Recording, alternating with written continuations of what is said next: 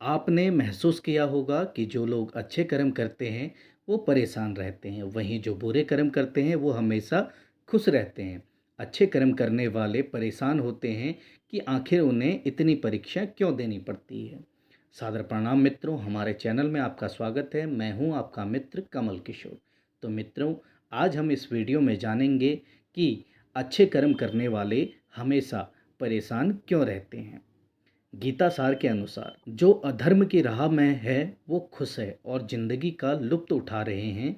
अगर आपके मन में भी ये सवाल आया है तो आज हम आपको इसका जवाब देंगे। ये जवाब वो है जो भगवत गीता में लिखा है और श्री कृष्ण ने अर्जुन को दिया था। एक बार की बात है, अर्जुन भगवान श्री कृष्ण के समीप आकर कहा कि वो दुविधा में हैं और इसका जवाब वो श्री कृष्ण से चाहते हैं। श्री कृष्ण ने पूछा कि सवाल क्या है। अर्जुन ने कहा, मुझे ये जानना है कि अच्छे लोगों के साथ हमेशा बुरा ही क्यों होता है, वहीं बुरे लोग खुशहाल दिखते हैं।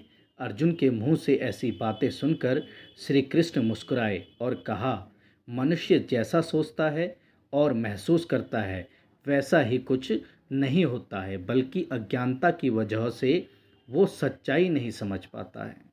अर्जुन उनकी ये बात समझ नहीं पाए। इसके बाद श्री कृष्ण ने कहा, प्रकृति हर किसी को अपनी राह चुनने का मौका देती है। जब वो मनुष्य की इच्छा पर निर्भर करता है कि उसे धर्म की राह चुननी है या अधर्म की। एक नगर में दो पुरुष रहा करते थे। एक पुरुष व्यापारी था जिसके जीवन में धर्म की बहुत महत्वता थी। वो पूजा पाठ में यकीन रखता था। वो हर रोज मंदिर जाता था और दान धर्म भी करता था और हर रोज भगवान की पूजा करता था। वहीं दूसरा पुरुष बिल्कुल विपरीत था, जो हर रोज मंदिर तो जाता था लेकिन पूजा करने नहीं, बल्कि मंदिर के बाहर से जूते चप्पल चुराने। उसे दान और धर्म से कोई लेना देना नहीं था। समय बीतता गया और एक दिन बहुत जोर की बारिश हो रही थी। इस वजह से मंदिर में पुजारी के अलावा कोई नहीं था। ये बात जब दूसरे पुरुष को पता चली तो उसने कहा कि ये सही मौका है मंदिर का धन चुराने का। पंडित से नज़र बचाकर उसने मंदिर का सारा धन चुरा लिया।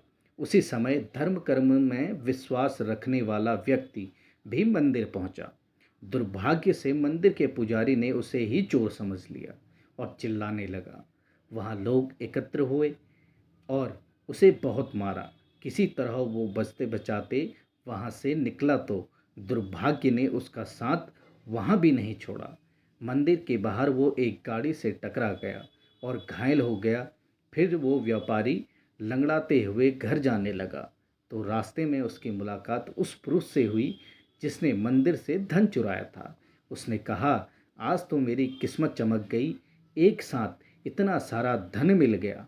ये सब देखकर उसे बहुत बुरा लगा और उसने अपने घर से भगवान की सारी तस्वीरें निकाल दी। कुछ सालों बाद दोनों की पुरुषों की मृत्यु हो गई।